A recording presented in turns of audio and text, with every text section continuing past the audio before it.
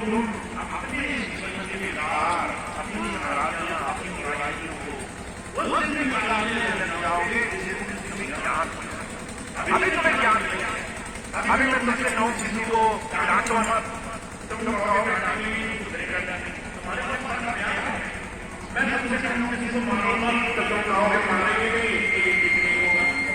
मैं तुमसे कहूंगा किसी को गुस्सा मत किया करो, तो तुम कहोगे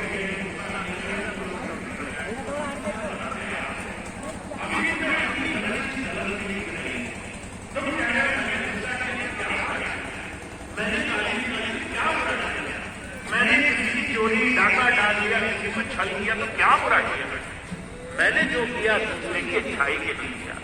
मेरा बुरा करना दूसरे की अच्छाई के लिए जरूरी है। तुम दूसरे में सुधार चाहते हो, पर महाराज जी के एक ही वचन थे, सुधार जब भी आएगा अपने अंदर से आएगा, अपना सुधार करने से आएगा। तो मैं आपको सिर्फ एक बात कहना चाहता हूं, संतों का मार्ग ये है कि अपने आप को निर्मल करना है, अपने आप को गुरु के चरणों में, गुरु की दिशा में, गुरु के बताए रास्ते पर चलने के लिए तैयार करना है। अगर आप ऐसे हो गए जिस पर गुरु को नाश होने लग गया, अगर आप ऐसे हैं जिसको देखकर गुरु अंदर से आनंद से भर जाए, खुशी से भर जाए कि इसे मैंने तैयार किया, ये बहुत अच्छा हो गया, तो समझ लीजिए आपने जीवन में सबसे सच्ची भक्ति का मार्ग अपना लिया। महाराज जी कहा करते थे, शाही नायक साहब थे, उनके बहुत सारे शिष्य थे। निजामुद्दीन औलिया का एक बड़ा प्रेमी शिष्य हो गया अमीर खुसरो। अमीर खुसरो बहुत धनी, बहुत पैसे वाला था, पर उसके हृदय में चाह थी मुझे कोई सच्चा मार्ग दिखाने वाला मिले। जब उसे पता चला कि ऐसे निजामुद्दीन करके एक महापुरुष हैं, वो बड़ा छुप छुप करके उनके पास गया।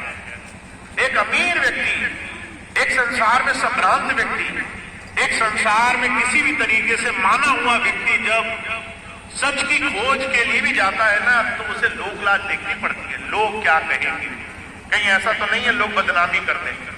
हमारे सत्संगियों में भी बहुत से ऐसे लोग हैं जो अभी भी ये सोचते हैं कि लोगों का सोचना सच को पाने से ज्यादा जरूरी है। लोगों का हमारे लिए क्या मंतव्य है, लोग क्या सोचेंगे, वो ज्यादा कीमती है, सच उतना कीमती नहीं है। अमीर खुसरो ये जानना चाहते थे कि मुझे सच कैसे मिलेगा, और वो निजामुद्दीन के पास गए। जब निजामुद्दीन औलिया से उनका प्रेम हो गया, जब अपने गुरुजी से प्रेम हो गया, तो वो घुंघरू पहन करके नाचा करते थे। कहा करते थे कि मुझे सिर्फ गुरु को रिझाना है, मुझे और दुनिया की परवाह नहीं है। उन्होंने अपना सब कुछ गुरु के लिए सेवा में, लोगों की अच्छाई में दान कर दिया। कोई भी गरीब देखता, कोई भी अच्छा भला मन देखते तो उसकी भलाई करने में चूकते नहीं थे। कोई पूछता था ऐसा क्यों करते हो, कहते थे गुरु की सेवा ये है कि गुरु के प्यारों की सेवा हो जाए। कोई गरीब है, दुखी है, जरूरतमंद है, किसी को आवश्यकता है, मैं उसकी कर दूंगा तो मेरे गुरु की सेवा हो जाएगी। और जब निजामुद्दीन औलिया जाने लगे शरीर पूरा करके, उनसे जब पूछा गया कि निजाम अब तुम जाने लगे, अब ये बताओ खुदा तुमसे पूछेगा तुमने क्या कमाया संसार में, तो निजामुद्दीन औलिया ने अमीर खुसरो की तरफ इशारा किया, मैंने ये शिष्य बना दिया, ये मेरा सच्चा शिष्य है, मैंने ये कमाया संसार में आकर। बुजुर्ग कहा करते थे संतों का, एक गुरु का मान क्या होता है, उसका शिष्य हर एक एग्जाम में पास हो जाए। एक गुरु की बड़ाई क्या होती है कि उसका बच्चा हर एक एग्जाम में पास होकर अव्वल नंबरों से पास हो जाए।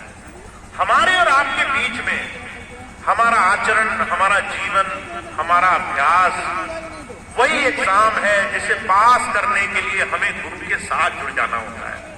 तो महाराज जी के जन्म दिवस के इस पावन अवसर पर मैं सिर्फ आपको एक बात कहना चाहता हूं, गुरु का बनने में कोई देरी मत करो। गुरु की तरफ जुड़ जाने में अपने आप को कुछ पीछे मत रखो, आगे बढ़ करके खुले दिल से उसके साथ जुड़ने का प्रयास करो। अभी हरदोई का जिक्र है, मैं वहां गया, वहां पे सत्संग के बाद नामदान हुआ।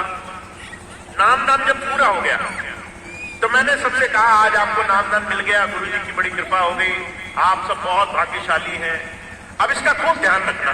तो एक बच्ची थी छोटी सी, उस बच्ची ने मुझे कहा भैया जी मुझे एक बात कहनी है। मैंने कहा बताओ क्या कहना है। वो कहने कहने लगी, आज से हम तुम्हारे हुए, तुम हमारे हुए। आज से न हम तुमसे कुछ छुपाएंगे और न तुम हम पर दया करने में कोई कंजूसी रखना। मैंने जब ये बात सुनी तो बड़ा खुशी हुई मुझे। मैंने कहा, ऐसा अगर कोई एक शिष्य बन जाता है कि आज से हमने अपना आप को सर्वस्व सौंप दिया, आज से न चिंता, न परेशानी, न घबराहट, न संसार का डर, हमें किसी बात की परवाह नहीं है। कोई कुछ भी कहे, हमें इस बात का भरोसा है कि हमारा गुरु हर तकलीफ से हमें निकाल कर ले जाएगा। जब हम ऐसे उसके हो जाते हैं तब हमारे जीवन में चमत्कार होने लग जाते हैं, तब हमारा हर एक काम चमत्कार होता है। तो मैं आपको आज एक ही बात कहना चाहता हूं, बहुत से हमारे भाई बहन हैं जो भी डर डर के जीते हैं। जब मैं उनका डर देखता हूं तो कई बार मुझे अपने ऊपर शक होने लग जाता है, क्या स्वामी जी ने सही काम सौंपा मुझे, क्या सही दिशा में लगाया मुझे? इतना समझाने के बाद भी इनका डर नहीं जाता, इतना समझाने के बाद भी ये तरह तरह की चीजों से परेशान है। मैं आपको एक बड़ा सुंदर रोचक घटना सुनाता हूं। अभी कुछ दिन पहले एक बहन जी आई, बड़ा परेशान होते हुए कहने लगी, भैया जी नाम लिए बहुत समय हो गया, मैं बहुत परेशान रहती हूँ। मैंने कहा, क्या परेशानी है? कहने लगी, घर में आए दिन कुछ न कुछ होता रहता है, कभी पड़ोसी, कभी कोई आ जाता है और तरह तरह की बात बताता है कि तुमने ये नहीं किया, तुम्हारे घर में कोई ऊपरी शक्ति है, कोई ऐसी ताकत तुम्हारे ऊपर है। मैं उसकी बात सुन ही रहा था, मुझे हंसी आ गई। मैंने कहा, ऐसे शिष्य हो तो गुरुजी का नाम तो बट्टा लगना ही है, गुरुजी का नाम तो खराब होना ही है। इतना समझाने के बाद भी उसे अपने पड़ोसी पर ज्यादा भरोसा है, गुरु पे भरोसा नहीं है। उसका पड़ोसी ज्यादा बड़ी बात कह गया। एक चलता फिरता आदमी जो डरा गया वो ज्यादा कीमती था। गुरुजी जो हर रोज कह रहे हैं कि तुम निडर रहो, तुम्हारा कोई बाल बांका नहीं कर सकता है, उसके बावजूद भी उसके लिए पड़ोसी की बात ज्यादा कीमती है। तो मैं आपको एक ही बात कहना चाहता हूं, आप जब विश्वास बनाने के लिए अपने मन को टटोलोगे तो पहले आपको अपने मन की ऐसी अनगिनत चीजों को निकालकर बाहर फेंकना पड़ेगा। आपको अपने ही अविश्वास को बाहर निकालकर फेंकना पड़ेगा। विश्वास करने का मतलब ये नहीं होता है कि आपने ये 4 शब्दों का एक अक्षर मन में अपना लिया। आपको अपने आप को ही झुठलाना पड़ेगा। जो आज तक आप कहते आए हो कि मेरे ऊपर ऊपरी चीजें हैं, वो निकाल कर बाहर फेंकना पड़ेगा। जो आपका मन डरता है कि न जाने मेरे जीवन में क्या हो जाएगा, वो मन की धारणा निकाल कर बाहर फेंकनी पड़ेगी। जो आपको बार बार भय होता है कि मेरे जीवन में संकट हो रहे हैं, उस संकट की वजह ढूंढने की बजाय विश्वास टटोलने के लिए अपने मन की उस हर एक हरकत को निकाल कर बाहर फेंकना पड़ेगा। तो आज आप इस छोटी सी बात का जीवन में अभ्यास करना शुरू करें।